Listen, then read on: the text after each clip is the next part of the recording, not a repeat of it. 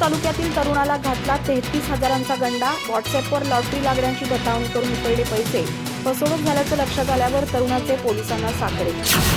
व्हॉट्सअॅपवर तुम्हाला 25 लाख रुपयांची लॉटरी लागली असल्याची बतावणी करून चंदगड तालुक्यातील शिवणगी येथील एका तरुणाला अज्ञाताकडून 33,000 रुपयांना गंडा घातल्याची घटना नुकतीच उघडकीस आली आहे. दिनेश महादेव लोहार असं या फसवलं गेलेल्या 29 वर्षीय तरुणाचं नाव आहे. फसवणूक झाल्याचं लक्षात आल्यावर दिनेशनं चंदगड पोलिसांना साकडं घातलं.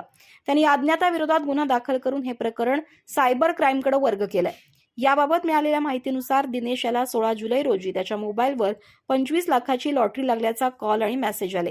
कॉल करणाऱ्या व्यक्तीने सांगितलं की तुमचा व्हॉट्सअॅप वापर बघून तुम्हाला ही रक्कम देण्यात येते.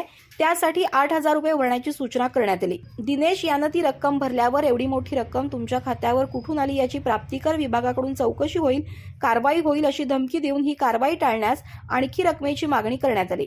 त्यांच्या मागणीनुसार दिनेशनं एकूण 33,000 रुपये मागणी करणाऱ्याच्या खात्यावर भरले.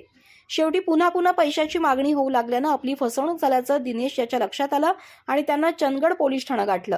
मात्र अशा ऑनलाईन फसवणुकीच्या कित्येक घटना आजूबाजूला सतत घडत असतानाही पुन्हा सातत्यानं या तरुण गुरफटत आहेत, याबद्दल समाजातून चिंता व्यक्त होतीये.